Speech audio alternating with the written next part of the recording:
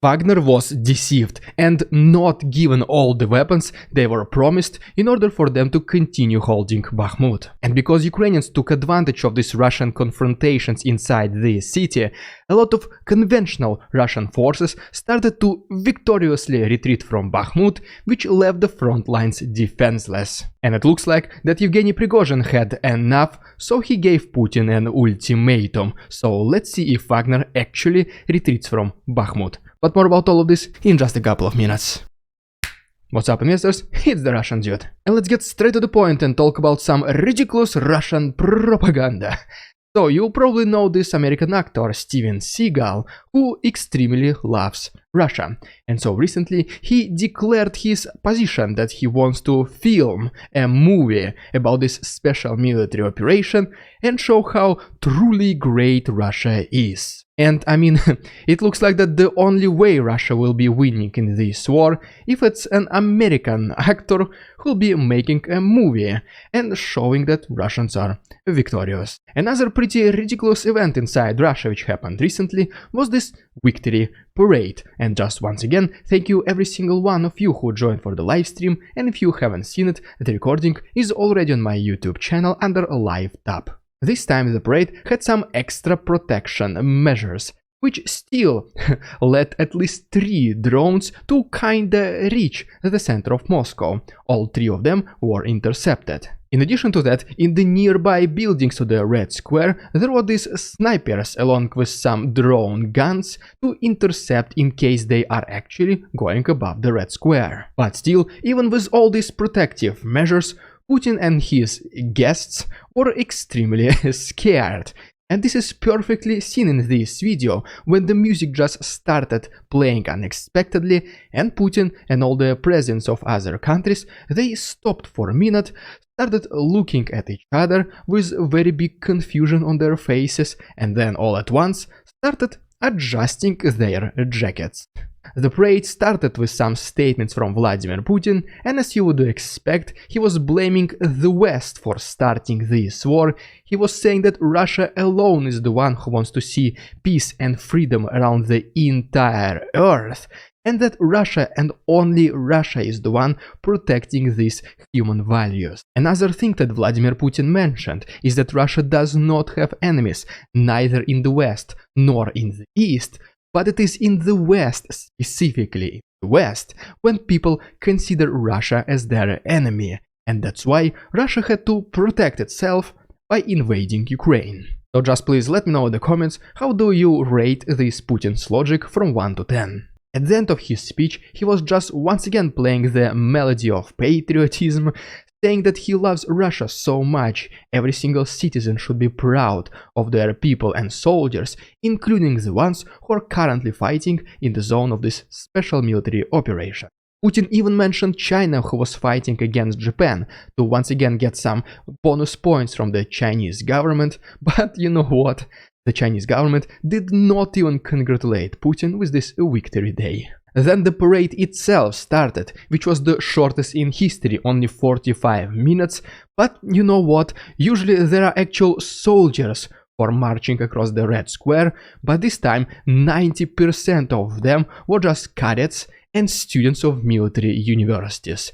I only wonder where all the actual soldiers went. But then even more ridiculous part started, which is the parade of the military vehicles. And Russia literally showed only one tank, T-34, which was the main tank of the Soviet army back in the Second World War.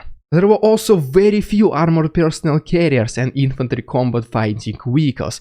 There was only one ballistic missile launch system called Yars, so it kinda definitely shows you how many military vehicles Russia has left. Pretty much none of them. The military vehicles part of the parade only lasted for 10 minutes. The number of vehicles was 4 times less than 1 year ago, and there was no aerial part of the parade at all. And after this, Putin, along with the presidents of friendly countries, they had a lunch, and the president of Belarus, Alexander Lukashenko, was feeling very unwell, so he had to take an ambulance, rush to the airport and go back to his own country. Let's see if something happens with Alexander Lukashenko, because Belarus is the ally of Russia by providing its territories to launch missiles against Ukraine.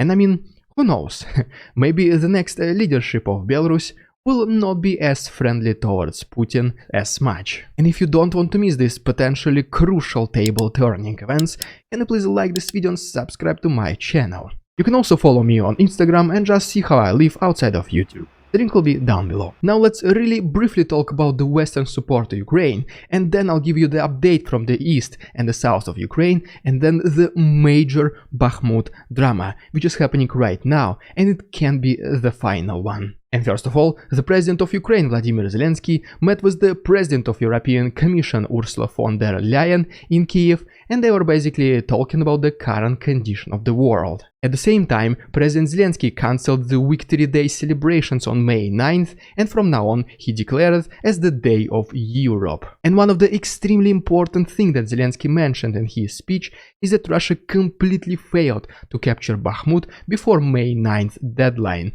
So from now on, Russia will not be able to sell any victories to its people, Putin will not be able to say that they are achieving their goals, and maybe something will change within the military commandment of Russia. And in addition to that, recently Ukraine was also celebrating the Infantry Day, and because of this, the government of Ukraine released this video. The full version will be available on my Patreon, and the link is down below. Now let's talk about the Netherlands. Because this country, along with its allies, is working right now extremely hard to start providing F-16 fighter jets to Ukraine as soon as possible. Next we go to the United Kingdom, and already this country is trying their best to accelerate the delivery of long-range missiles to Ukraine, with the potential range up to 300 kilometers, which, if case this happens, will allow Ukraine to take the entire Crimean Peninsula under control. And speaking about missiles, in the last 48 hours, Ukraine was able to intercept 23 out of 25 missiles that Russia launched against Ukraine. The US pledged another $1.2 billion military support package to Ukraine, which will include the artillery ammunition, regular ammunition, some parts for the air defense systems, commercial access to the satellite images, and just the overall support for Ukrainian soldiers. And now, as promised, let's talk about the situation in the south and in the east of Ukraine, and then we'll talk about Wagner being deceived, Russians victoriously retreating from Bakhmut, leaving the front lines completely defenseless.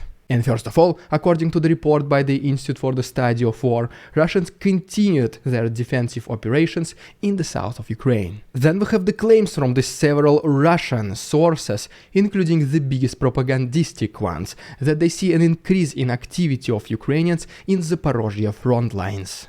And in addition to Ukrainians pushing Russians hard, there is also an internal fight which is happening right now inside Russia itself. And in addition to Ukrainians pushing Russians extremely hard, there is also some combat activities happening inside Russia itself, such as, for example, in Novosibirsk, Partisans were able to burn down one of Russian military fighting jets. And as we go back to Ukraine itself, recently in its capital, Kiev, Ukrainians were able to intercept one of Russian missiles, and the falling debris were able to damage severely the residential area. Next we go to the east of Ukraine, where once again, according to the report by the Institute for the Study of War, Russians attempted some offensive along Kupiansk-Svatove-Kreminna front line with no success at all. In the last 24 hours in the east alone, Ukrainians were able to destroy 3 concentration of Russian forces, 2 ammunition depots, and 3 other important military targets. And now let's go to the hottest point in the entire Ukraine, the city of Bakhmut, where drama has reached its peak.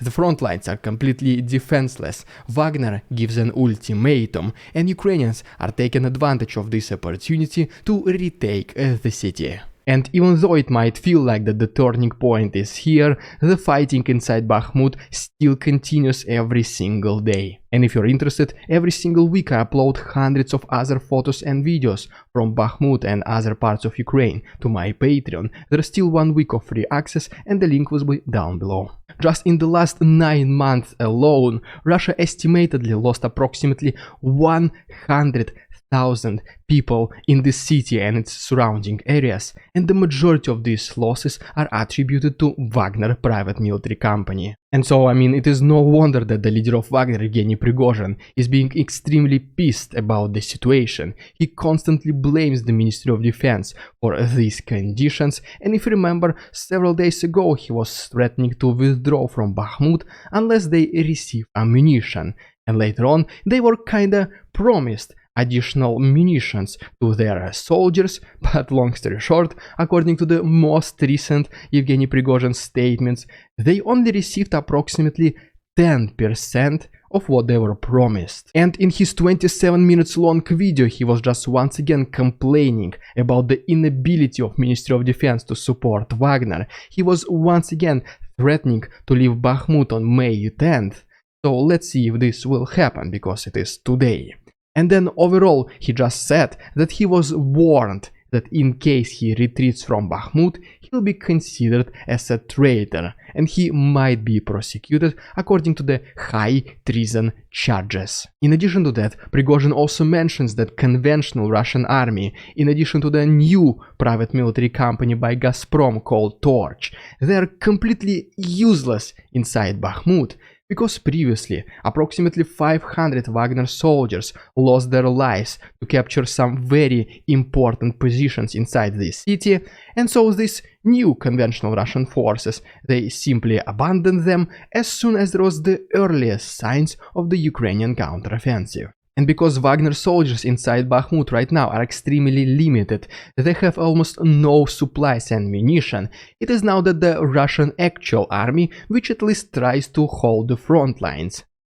But because once again they started running as soon as they saw Ukrainians, right now the front lines of Bakhmut are completely defenseless. But wait, there is more, because then Prigozhin also mentioned that Ukrainians are attacking from the flanks, and it is confirmed by this video by the Ukrainian soldier who is fighting inside Bakhmut, and he said that in the last several days they were able to recapture at least 1 kilometer of the city. And so whenever different formations of the Russian forces are just constantly fighting against each other, Ukrainians see this as an opportunity to seize the advantage. And this is exactly what they do.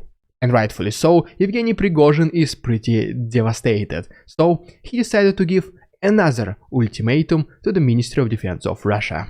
And long story short, this one is pretty much the same. If there is no cooperation between Russian conventional forces and Wagner, and if there is no munition for his private military company, they are retreating from Bakhmut and leaving Russian soldiers on their own. Prigozhin then was also talking about some happy grandpa inside Russia, obviously referring to Putin, who is completely unaware what is happening in Ukraine, and he's just wearing these pink glasses presented to him by his advisors, and he pretty much calls him all the bad words. Even though Ukrainians started to push against Russians in Bakhmut, they also started to increase their counteroffensive activities in the Zaporozhye region. This might be the ultimate counteroffensive, but it should not be considered as only one big battle. This idea is presented to us by Mikhailo Podolyak, who is mentioning that the overall counteroffensive of Ukraine should be considered as the combination of small, medium and big battles, which will ultimately bring the final victory to Ukraine. And I'm pretty positive that we will see some very good news in the near future, and if you don't want to miss them, just please consider subscribing to my channel. It only takes one click. The best way to support my work will be through my Patreon. You can also unlock exclusive channel badges and emojis, or simply use a PayPal link. Everything can be found to the right and down below. Thank you so much for your attention, товарищи, and see you tomorrow.